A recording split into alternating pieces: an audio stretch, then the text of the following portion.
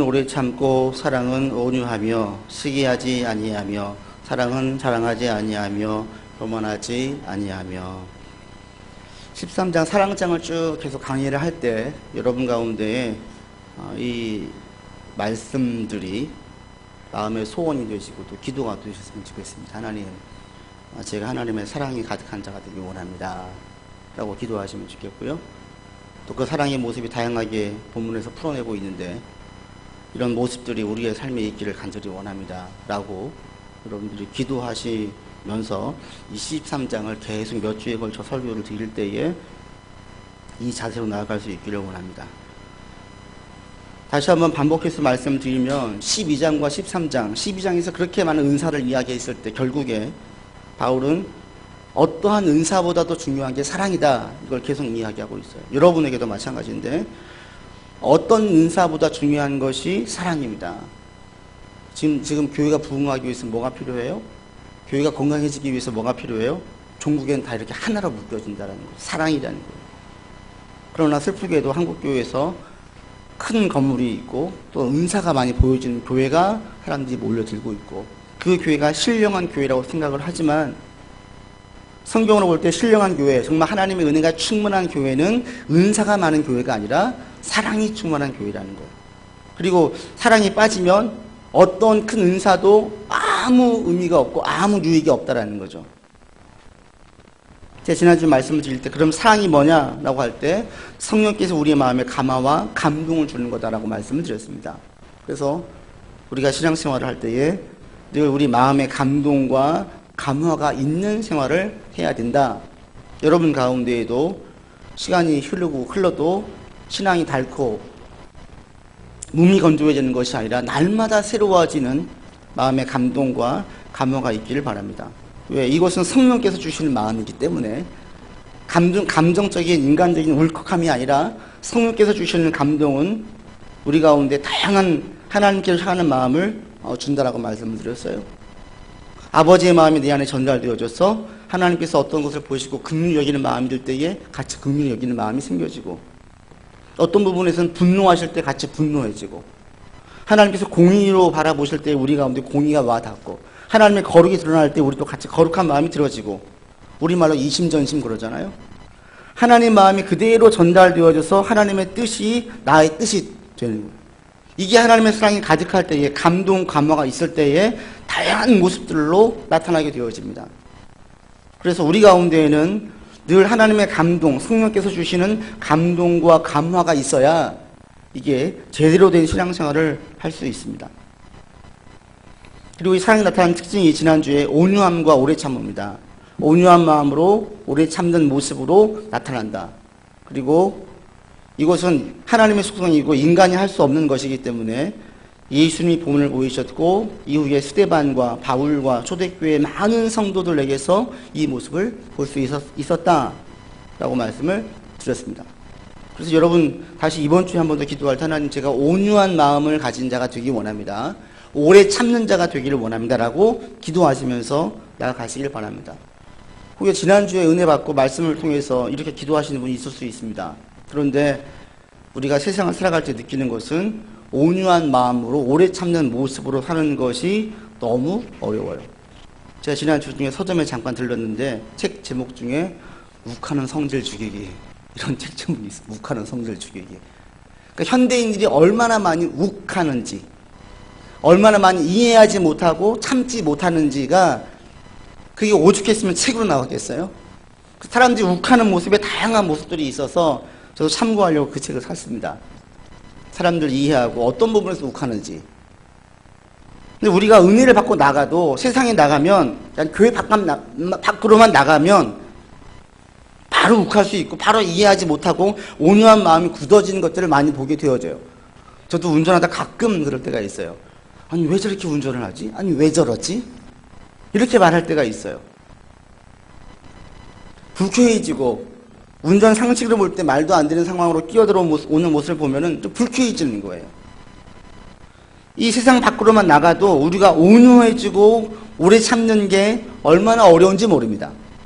그래서 하나님, 제가 하나님의 사랑이 가득해서 온유한 자가 되기를 원합니다. 오래 참는 자가 되기를 원합니다. 라고 기도만 하면 우리 가운데 온유함과 오래 참음이 오는 것이 아닙니다.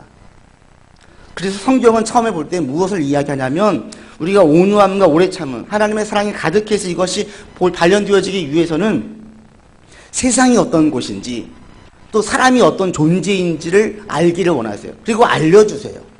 여러분들 이것을 알 때에 온유한 마음으로 오래 참는 모습으로 좀 편안하게 나갈 수가 있습니다. 예를 들면 아이를 키울 때도 마찬가지죠. 가끔 아이에 대해서 너무 지나치게 할 때가 있어요. 그런 부모들을 볼 때 답답하기도 하고 화가 나기도 하고 또 괴롭기도 할 때가 있습니다. 그런데 부모들이 아이에 대해서 지나칠 정도로 하는 경우는 왜 그렇습니까? 아이를 이해하지 못하니까. 아이가 그 나이에 맞는 행동을 하고 있음에도 어른의 시각에서 보니까 이해가 안 되는 거예요.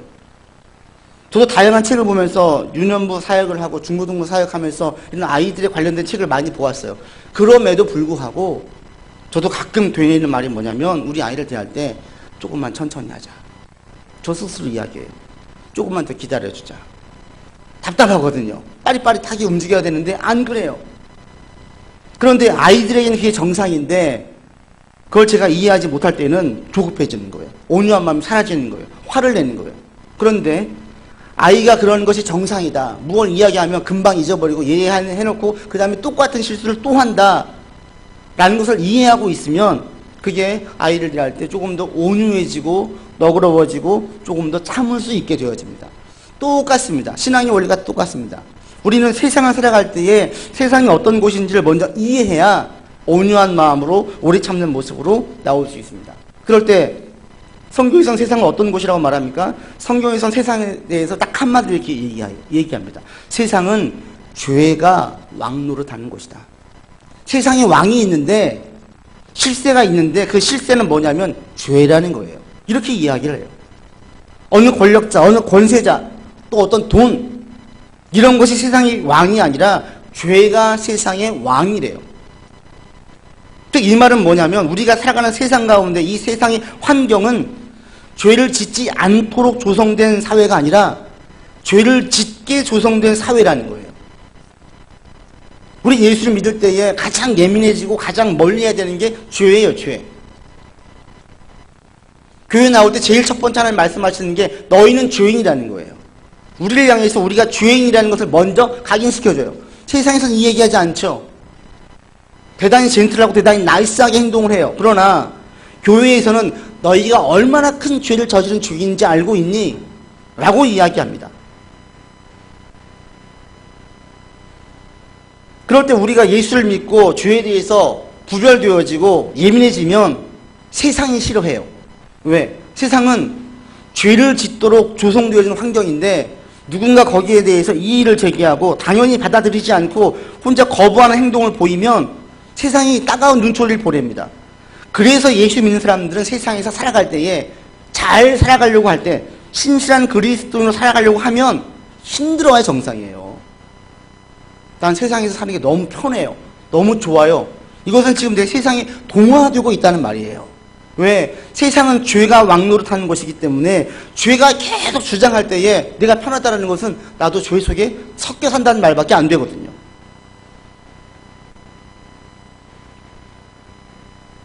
그리스도인으로서 세상에 사는 것은 만만치 않아요. 이것을 우리가 먼저 알고 계셔야 돼요. 아, 세상은 죄를 좋아하고 죄를 쉽게 수용하고 죄와 더불어 사는 것에 대하여서 별로 불편해하지 않아요. 그러나 우리 그리스도인들은 죄를 거부하려고 하고 죄와 함께 사는 것을 불편해하고 할 수 있으면 죄를 떨고 싶은 거죠. 그러다 보니까 세상에서는 이런 사람들 볼 때 싫어해서 괴롭히고 핍박하고 박해하고 심지어 죽이기까지 하는 거예요. 이 세상에 대해서 이해를 하지 못하는 사람들은 억울한 일을 당할 때 어떤 반응을 보이냐면 분노해요. 이상하게 여겨요. 왜 하나님 나에게만 이렇게 힘들어요? 왜 나만 이렇게 고생하는 거예요? 막 원망을 해요. 세상을 원망하고 하늘에다 대고 막 삿대질을 하죠. 주먹질을 해요. 근데 이런 모습이 왜 나오냐면 세상에 대한 이해가 없기 때문에 그래요. 세상은 애초에 죄를 짓기에 편한 곳이지 우리가 생각하는 것만큼 좋은 곳이 아니라는 거예요. 그래서 이것을 우리가 이해해야지, 이것을 이해하지 못하면 세상을 볼 때에 온유함으로 바라볼 수 없습니다. 이걸 이해하지 못하면 계속 우리 가운데에는 좋지 않은 억울한 마음이 들고 더 격렬한 감정은 사라지지 않습니다. 내가 억울한 일을 당했어요? 하나님, 왜 저에게만 이런 일이 저에게만 있는 거예요? 막 따져보세요. 그러면 더 분노가 치밀어요. 더 억울해져요. 그리고 이것이 이제 세상에서 어떻게 나타납니까? 묻지마 폭행이 되어지고 전혀 자신과 상관없는 사람들을 죽이기까지 해요. 세상은 저주하죠. 세상을 원망하죠. 세상이 왜 내게 이런지 모르겠다고. 성경은 말합니다. 세상은 죄가 왕노릇하는 곳이다. 이걸 우리가 먼저 이해해야 돼. 그러면 내가 어떤 어려움, 어떤 억울한 일을 당해도 세상이 원래 그런 곳이에요. 그러면 억울함과 어려움과 환난이 올 때에 그렇게까지 분노하진 않아요. 원래 겪는 곳이니까. 여러분도 그렇게 아세요. 세상은 편한 곳이 아니에요. 원래 어려움과 환난과 핍박과 억울한 일들이 있는 곳이에요. 여러분 주변에서 만약에 한 사람이라도 억울한 일, 어려운 일을 겪지 않은 사람이 있으면 데려와 보세요. 한 사람도 없어요. 우리가 온유한 마음과 오래 참은 모습이 있으려면 세상이 죄가 왕노릇하는 곳이구나, 이걸 먼저 아셔야 돼요. 그런데 이것이 우리에게 세상을 멀리하거나 또는 부정적으로 바라보기는 하지 않습니다. 왜? 하나님께서 세상을 어떻게 대하셨는지, 어떻게 보셨는지를 알게 되어지면 우리가 세상을 바라볼 때에 정말 온유한 마음으로 오래 참는 모습으로 나올 수가 있어요. 세상은 죄가 왕노릇하는 곳이라고 성경에서 말합니다. 그런데 이런 세상을 향해서 예수님께서는, 하나님께서 어떻게 하십니까? 이런 세상을 향해서 예수님께서 오셨어요. 하나님은 이런 세상을 향해서 예수님을 보내셨어요. 세상을 저주하고 포기하고 심판하지 아니하시고 이 세상을 회복시키기 위해서, 새롭게 하기 위해서 예수님이 이 땅에 오셨다라는 거예요. 그리고 예수님께서 선포하십니다. 오시자마자 보라, 하나님의 나라가 임하였다. 세상은 썩었어요. 세상은 죄가 왕노릇해요. 그런데 예수님께서 오시면서 하시는 선포는 하나님의 나라가 임했대요. 이 세상은 나중에 쓸어버릴 곳이 아니라 하나님의 나라로 회복되어져 가는 곳이라는 겁니다. 그래서 우리 그리스도인들은 세상을 바라볼 때 이곳은 죄가 왕노릇하는 곳이야 라는 것을 전제하고 이해하지만, 그런 세상을 바라볼 때에 하나님께서 다시 창조의 모습으로 회복시키실 거야 라는 믿음이 계속 있어요. 그러면 이것이 세상을 바라볼 때에 온유함과 오래 참음으로 나갈 수 있습니다. 또 한 가지는 사람이 어떤 존재인지를 분명히 알아야 됩니다. 여러분, 사람은 어떤 존재예요? 딱 한마디로 말하면 사람은 죄인이에요. 이 세상에 죄가 왜 왕노릇합니까? 사람이 죄로 가득하기 때문에 그래요. 그냥 우리가 죄를 조금 저지른 사람이 아니라 우리는 죄가 가득한 존재예요. 너무나 큰 죄를 많이 저지른 존재가 우리들이에요. 성경에서 아담과 하와가 죄를 지은 다음에 사람들을 죽이는 것을 자신의 용맹과 능력으로 사랑을 삼습니다. 사람들의 포악성은 점점 더 심해집니다. 그리고 성적으로 모든 사람들이 성적인 타락이 가득해졌습니다. 그러면서 기술은 발달해요. 그러자 사람들이 하나님을 우습게 알고 하나님을 대적하려고 해요. 이게 창세기 11장까지 내용이에요. 이게 인간이라는 거예요. 이 죄가 들어왔을 때에 점점 죄가 왕노릇하는 것은 인간의 죄가 가득해서 자신에게 있는 모든 것들을 결국에는 하나님께 대적하려고 나아간다는 거예요. 그 인간이란 어떤 존재냐? 죄가 가득한 존재라는 거예요. 그래서 우리가 이 세상에 살아갈 때에 사람들과 만나고 사람들과 관계를 맺을 때에 거기서 불의한 일을 당하고 억울한 일을 겪고 때로는 분노가 치밀 일들이 겪는 일들이 정상이라는 거예요. 왜? 사람들은 죄가 가득한 존재이기 때문에. 왜? 사람들은 애초에 이기적인 존재예요. 원래 불의한 존재예요. 공유롭지 못해요. 죄를 짓는 데 행동이 빠른 존재가 인간이라는 거예요. 아무리 착해 보이는 사람도 나를 힘들게 하는 사람이 있으면 그 사람이 넘어지면 고소해해요. 아파한 사람들의 마음이 전달되지 않아요. 밴드 하나 주지 않고 몰래 그냥 발길질하죠. 쌤통이다 그래요. 우리 안에는 죄가 가득한 상태에 있는 죄인이라는 거예요. 우리가 먼저 이 사실을 인정해야 돼요. 그런데 이런 사실을 인정함에도 불구하고 여전히 우리는 사람들을 볼 때에도 회의적으로 보거나 혐오하거나 마음을 닫아버리지 않습니다. 세상은 어떻게 합니까? 사람들에게 실망하면 마음을 닫아버려요. 제가 그런 얘기를 들은 적이 있습니다. 직장의 팀워크가 너무 좋았어요. 그래서 5명이 모여가지고 항상 술을 마시면서 우리 팀은 항상 같이 갑니다. 계속 이야기했어요. 회사가 어려워졌습니다. 5명이 같이 이야기했어요. 우리는 살아도 같이 살고 죽어도 같이 죽읍시다. 너무나 오랜 시간 동안 같이 날밤 새면서 했던 시간들이 많다 보니까 끈끈했었어요. 다 그렇게 약속을 했어요. 같이 다 살든지 아니면 같이 다 회사를 그만둡시다. 그런데 상사가 한 명만 은밀히 불러서 이야기하는 거예요. 전부 다 해고 대상인데 당신만 남습니다. 어떻게 하겠어요? 대신 이걸 비밀로 하세요. 말을 못하는 거예요. 나중에 이 사실을 알려줬어요. 4명이 어떻게 보겠습니까? 사람들이 이기적이고 지만 살겠다고 또 앞에서는 모르는 척하는 이중적인 모습들 얼마나 실망하겠어요. 결국에는 나밖에 없구나 이런 생각이 드는 거예요. 그래서 사람들에게 상처를 받고 어려움을 겪은 사람들, 배신을 많이 당한 사람들은 적당히 다 거리를 둬요. 사람들에게 거리를 두고 사무적으로 대해요. 그리고 그것이 마치 잘 사는 것처럼. 그런데 그리스도인들은 이런 마음을 가지고 있지 않습니다.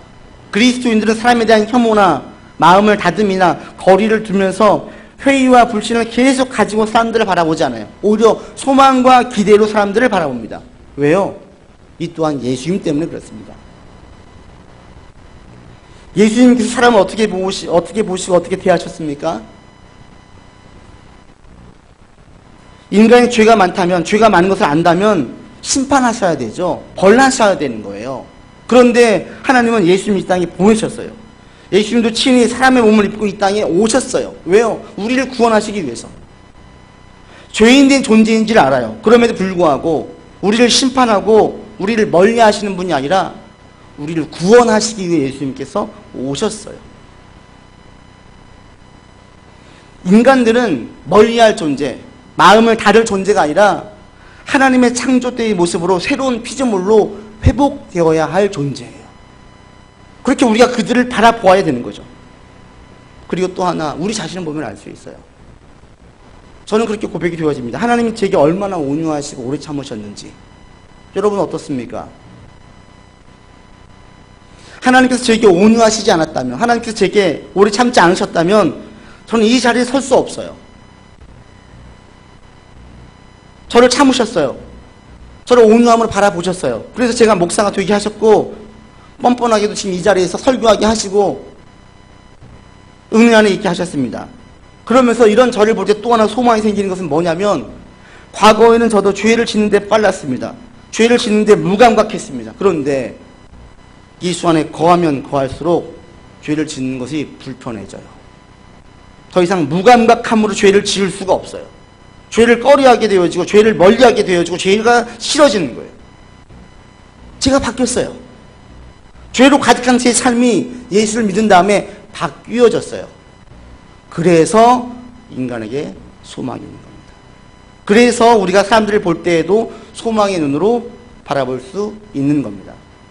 나도 바뀌었다면, 죄로 가득한 내가 바뀌었다면 다른 사람들도 충분히 바뀔 수 있는 거예요. 우리가 세상과 사람을 알 때, 그리고 이런 세상과 사람에게 하나님께서 어떻게 대하셨는지를 알 때에 우리는 온유함과 오래 참음으로 바라볼 수 있습니다. 그리고 온유함과 오래 참음뿐 아니라 세상에 다시 소망을 가질 수 있고 사람에게 소망을 줄 수 있습니다. 이 온유함과 오래 참음에 대해서 묵상하고 설교를 준비하다 보니까 결국 가장 중요한 게 뭐가 되냐면 예수님이더라고요. 예수님께서 얼마나 귀한지, 세상에서 가장 귀한 이름이 왜 예수님이 되는지, 세상에서 가장 큰 소망이 사람도 아니고 제도도 아니고 왜 예수님인지, 이 말씀을 준비하니까 딱 2가지가 매우 중요하게 여겨졌어요. 한 가지는 그리스도인이에요. 그리스도인. 교회에 나가는 사람들, 좀 더 범주를 넓히면 교회에 나가는 사람들. 왜? 1차적으로 그들에게 소망이 있어요. 지금 이 시간 TV 보지 않고 여행 가지 않고 교회에서 찬송 부르고 예배 드리면서 오롯이 하나님께만 집중하는 여러분들에게, 우리에게 하나님의 사랑이 임할 확률이 훨씬 높아요. 엉터리 신앙생활 하는 듯 보이지만 그럼에도 불구하고 교회에 있는 그 사람들에게 하나님의 사랑이 가득할 기회가 훨씬 많아요. 말씀을 들어야죠. 찬송을 불러야죠. 그 가운데 하나님께서 함께 하시지요. 그래서 결국 교인에게 더 소망이 있고 교인에게 더, 그리스도인들에게 더 관심이 갑니다. 여전히 죄를 짓는, 많은 죄를 저지르고 있음에도 불구하고 예수를 주로 고백한다면 그 사람에게는 더 큰 소망이 있습니다. 왜? 저도 과거에 그랬으니까요. 그런 저를 바꿔주셨으니까요.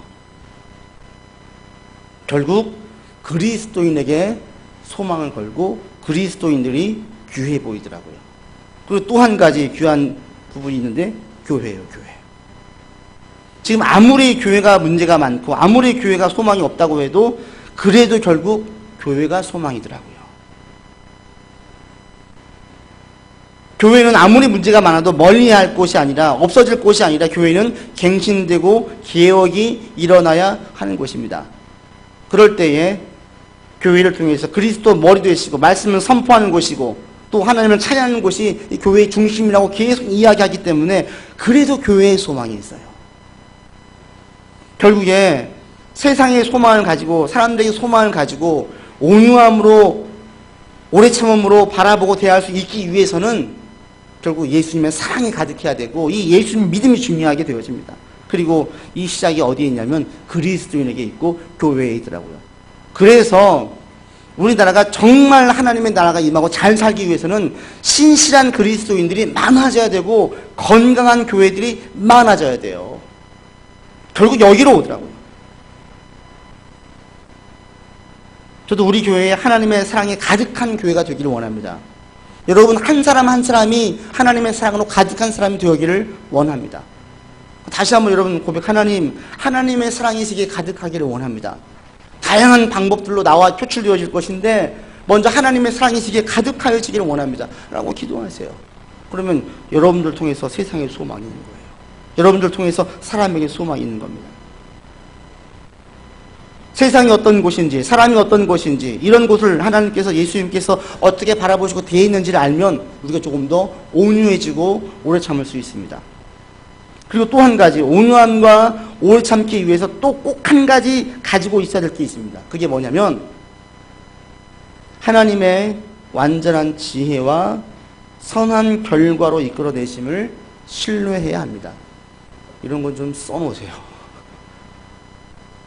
하나님의 완전한 지혜, 그리고 이 하나님께 선한 결과로 이끌어내심을 신뢰해야지 온유함과 오래 참을 수 있어요. 이게 무슨 얘기냐면 신실한 사람들은, 하나님의 사랑으로 가득한 사람들은 살아가는 모든 일 속에서 하나님의 뜻대로 행하심을 인정해요. 조나단 에드워드가 한 말입니다. 우리에게 일어나는 일 속에는 사람들의 행사보다 하나님의 손이 더 크게 작용합니다. 이게 신앙이 들어가면 고백되어져요. 내가 하고 있는 모든 일들이 사람들이 하는 것 같아요.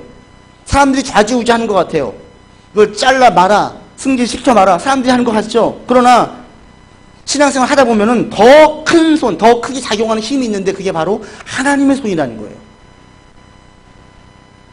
이런 인식을 가지고 있는 사람들은 사람들에게 어떤 해, 아무리 큰 해를 받아도 이것을 사람들에게 당한다라고 딱 끝나지 않고 사람들한테 당한다기보다는 하나님의 손에서 나는 것으로 여깁니다.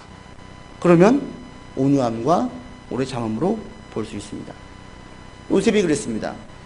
요셉은 철저하게 사람들에게 해를 당했어요. 요셉은 형들이 자기를 팔았어요. 보디발 장군이 충성했던 자신을 말 듣지 않고 자신을 감옥에 보냈어요. 술 맡은 관원장이 자신의 호의에 대해서, 부탁에 대해서 그냥 잊어버리고 말았어요.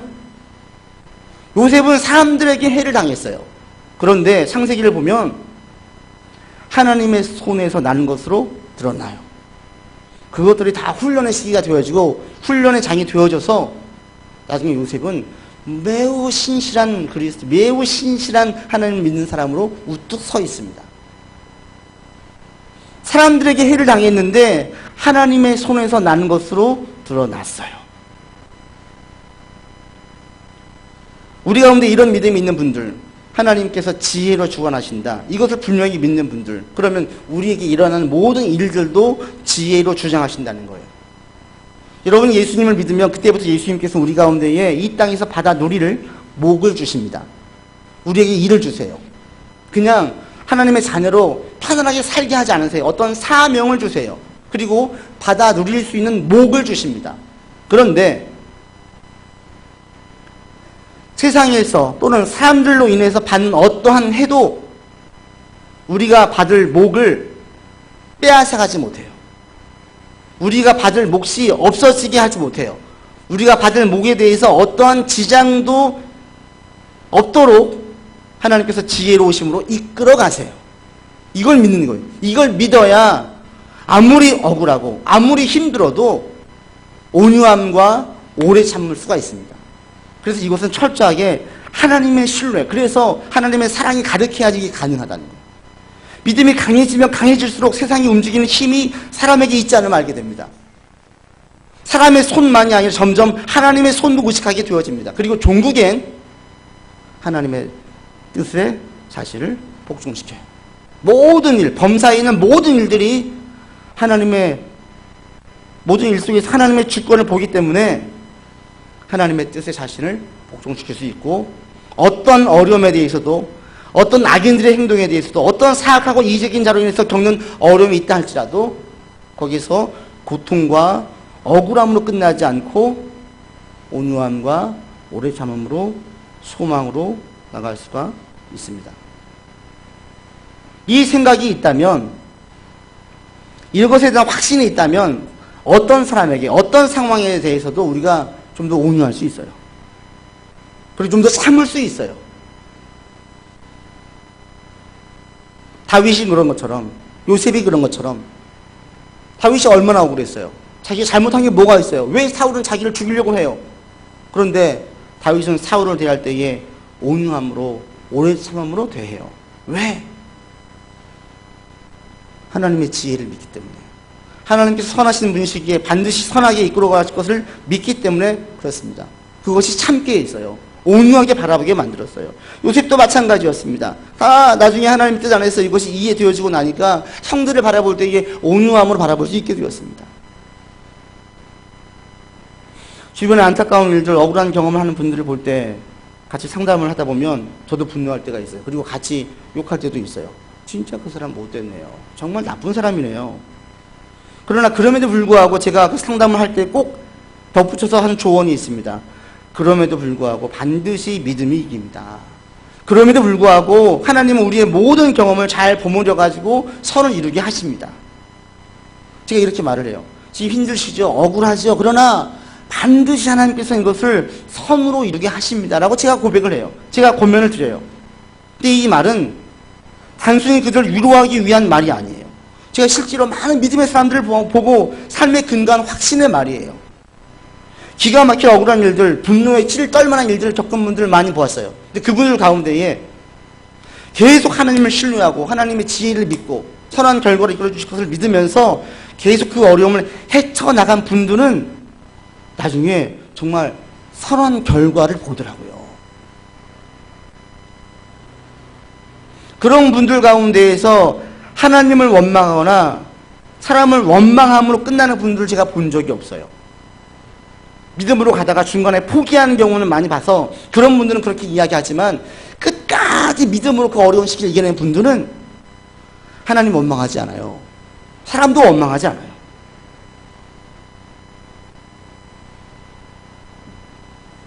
전 여러분들 가운데 이런 확신이 있기를 바랍니다. 요즘 힘드세요? 어려우세요? 억울하세요? 속상하세요?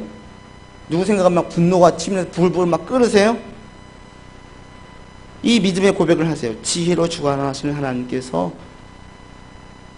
지금 내게 있는 이 억울한 상황에서 내 편에 서주지 않으실 것이다. 이렇게 끝나게 하지 않으실 것이다. 반드시 선한 결과로 이끌어 주실 것이다. 여러분이 이 믿음의 고백을 할 수 있기를 바랍니다. 그러면 사람들을 볼 때에, 상황을 볼 때에 좀 더 온유하고 참을 수 있어요. 하나님이 지혜로우신 분이십니까? 어떤 인간의 지혜보다 뛰어나신 분이십니까? 이걸 여러분들이 먼저 믿음으로 고백을 하고 또 신뢰하면서 여러분들이 받아 누릴 몫들을 받아 누리면서 살 수 있기를 바랍니다. 또 한 가지 온유함과 오래 참기 위해서는 또 한 가지가 있어요. 온유하고 오래 참기 위한 가장 좋은 방법이 있는데 그게 뭐냐면 기도예요. 기도. 올바르게 기도를 드리시는 분들은 온유함과 오래 참는 것들이 기도 가운데에서 나와집니다. 온유하고 오래 참기 위해서 믿음의 사람들이 가장 많이 하는 것은 뭐냐면 기도예요. 너무 억울해요? 너무 속상해요? 미치겠어요? 그때 뭐예요? 믿음의 사람들은 기도해요. 왜 그런 줄 아세요? 기도를 하다 보면 상황에 매여 있고 사람들에 매여져 있는 내 시선을 떼어서 나의 눈을 들어서 하나님께로 향하게 만들어요. 상황과 사람들에게 시선을 떼지 못했던 나의 눈을 하나님께로 향하게 만드는 최고의 방법이 기도예요.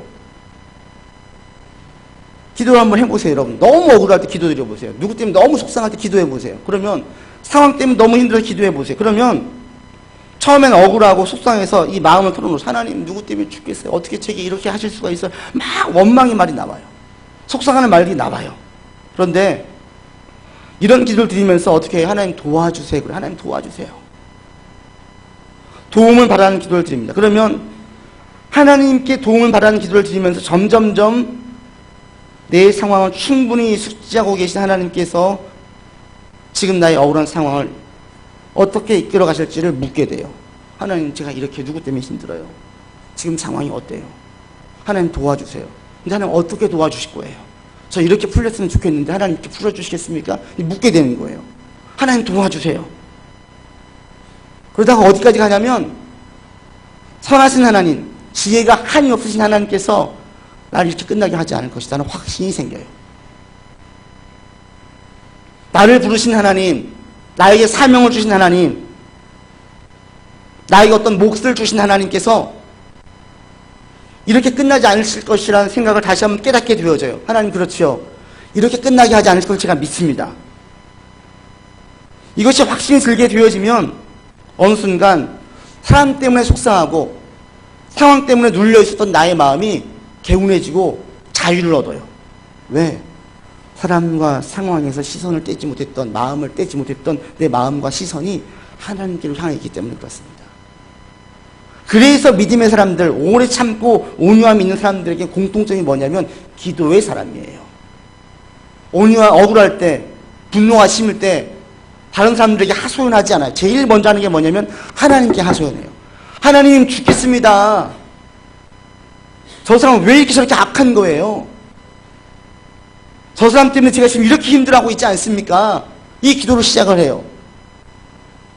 저 좀 도와주세요. 하나님, 어떻게 도와주시겠습니까? 저는 이렇게 나갔으면 좋겠는데 저 어떻게 도와주실 거예요? 이 간구가 소망으로 바뀌어져요. 아, 하나님은 저를 부르실 때 선하신 분이시니까 선한 결과를 반드시 맺게 해주실 분이시죠. 또 세상에 어떠한 지혜자보다도 가장 큰 지혜를 가지고 계신 분이시니까 지금 이 상황도 컨트롤할 수 있으시지요. 이렇게 끝나지 않게 해주실 것을 제가 믿습니다라고 기도를 드리게 돼요. 그러면 그 기도를 마치고 나면 분노로 막 불불 끓었던 그 마음이 순화되어져요. 온유함이 생겨집니다. 그리고 조금 더 그 상황과 사람에 대해서 참고자 하는 마음이 생깁니다. 여러분, 시편을 보세요. 다윗이 사울을 볼 때 왜 죽이고 싶은 마음이 없겠습니까? 자신이 사울에게 잘못한 것이 뭐가 있어요? 아무것도 없어요. 근데 시편에 보면 다윗이 제일 많이 한 게 뭐냐면 기도예요, 기도. 사울을 온유함으로 바라보고 자신의 기가 막힌 말도 안 되는 이 상황 가운데 참을 수 있었던 비결이 어디에 있었냐면 기도에 있었어요. 여러분, 억울한 일을 당하고 분노가 심을 때 바로 무릎 꿇으세요. 기도하세요. 그리고 하나님께 다 토해내세요. 사람들에게 말하지 마시고 하나님께 토해내세요. 하나님 너무 억울합니다. 사방이 다 막혀 있습니다. 현실 생각하면 암담합니다. 세상은 제게 왜 이럽니까? 다른 사람들은 제게 왜 이럽니까? 기도로 시작을 하세요. 그러면 이 기도가 사람과 상황에 시선을 떼지 못하게 만들었던 나의 눈을 들어서 하나님 보게 만들어요. 그리고 내 가운데에는 온유한 마음으로 삶에서는 조금 더 참아보자 하는 마음이 생겨집니다. 하나님의 사랑이 가득해서 여러분 가운데 온유함과 오래 참는 모습이 있기를 간절히 권면드립니다. 그러기 위해서 세상이 어떤 곳인지 사람이 어떤 곳인지 먼저 우리 분명히 합시다. 그리고 이 세상과 이 사람들을 하나님께서 어떻게 대하셨는지를 보시면서 세상과 사람에게 오히려 소망을 두고 온유함과 오래 참음으로 나갈 수 있기를 바랍니다. 또 한 가지 완전한 지혜와 선한 결과로 이끌어내실 하나님을 신뢰하십시오. 여러분 개개인에게 하나님께서는 완전한 지혜를 가지고 계신 하나님께서 여러분 삶에서 선한 결과로 반드시 이끌어내실 것입니다. 믿으십니까? 이걸 믿으세요. 그리고 자꾸 기도드리세요. 여러분 마음을 하나님께 토해내세요. 그러면 좀 더 참을 수 있습니다. 좀 더 온유할 수 있습니다. 온유함과 오래 참음이 있는 사람들 주변에는 항상 많은 사람들이 있습니다. 세상에서 온유한 사람, 오래 참는 사람들이 없어요. 때문에 신실한 그리스도인들에게 온유함과 오래 참음이 있을 때에 세상의 사람들은 좋아해요. 그런 사람들을 싫어하는 사람이 아무도 없어요. 그래서 하나님의 사랑이 가득해서 온유함과 오래 참음이 있는 사람들에게는 하나님에게만 은총을 입는 자가 아니라 사람들에게도 은총을 입습니다. 그냥 괜히 사랑스러운 사람이 있잖아요. 괜히 사랑스러운 사람. 괜히 미운 사람이 있고. 온유함과 오래 참음이 있는 분들은 사람들에게도 은총을 입어요. 이번 한 주 욱 하지 마시고 하나님께 기도하시면 하나님 제가 온유한 마음을 가진 자 되기 원합니다. 오래 참는 자 되기 원합니다. 또 세상과 사람에게 소망을 주기 원합니다. 라고 기도드리면서 한 주간을 사셔서 그리스도의 사랑 가운데 승리할 수 있는 여러분 되기를 주님으로 권면을 드립니다. 기도합시다.